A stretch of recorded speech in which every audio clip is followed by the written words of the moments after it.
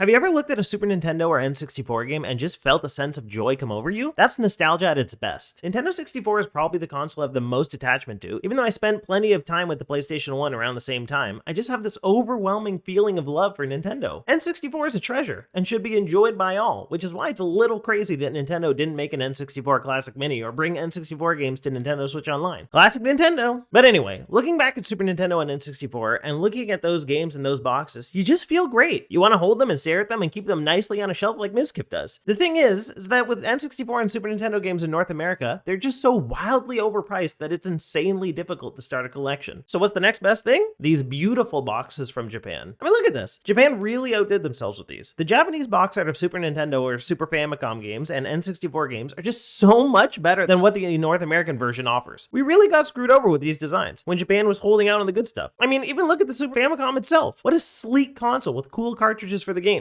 Then the Super Nintendo is this bulky purple goof and the games are gigantic rectangles. And like, what the hell happened here? More plastic because America loves to use more resources? Makes no sense. Not only are the Japanese versions of these games nicer looking and better designed, but the price is also like 5% of what American pricing is. Super Mario 64 complete in box and not in terrible condition is like $600 over here. If you want a sealed one, you're looking into the thousands. If you want a graded sealed one, get ready to trade your house for it. Now, how much is a complete in box, very nice condition Super Mario 64 in Japan? $10. And sometimes less. That's a huge difference. Now, I'm new to collecting and have a very tiny small collection of recent imports, and I'm just really only collecting the games that I love, and I'll probably expand that to more as time goes on, but for right now I'm starting small. Would I get the American boxes if they were cheaper? Maybe for a few of them, but I don't know. There's just something about these Japanese boxes that are just so much nicer. The designs are just better. They feel more unique and like they were designed by the team that handled the game, rather than a bunch of marketers trying to figure out whatever will sell the most copies. The Japanese boxes feel authentic, and the American ones feel manufactured and mass-produced. This isn't the only time that Japan has absolutely wrecked us in the design department. Take a look at these beautiful Game Boy games. Look what we got, and look what Japan got. Japan's boxes are beautiful, and we get this. Bland, boring, and designed by committee. It's just not the same. The Japanese box art conveys the same feeling you get when you play these Nintendo games. There's that feeling that you only get from Nintendo, and you can feel the same thing when you look at the Japanese box art. You don't get that with this, or this, nor this. The saddest part is the loss of these great designs. Over the years, box art has been reduced to boring nothing, where maybe 1 in 50 games has something actually nice to look at. It's sad, but I get it. With the incredible ease of buying digital and more people transitioning to digital only, what's the point of having a cool box? No one's looking at it, so what does it even matter?